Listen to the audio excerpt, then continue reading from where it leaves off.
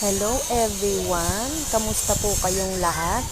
Ayan, para po sa araw na ito, ipapakita ko po sa inyo kung paano ako magbukas ng talaba.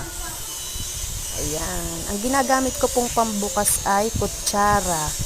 Yan po, ang talaba ay hindi po siya niluluto. Binubuhusan ko lang po yan ng mainit na tubig. Ibababad ko po ng 1 hanggang 2 minuto.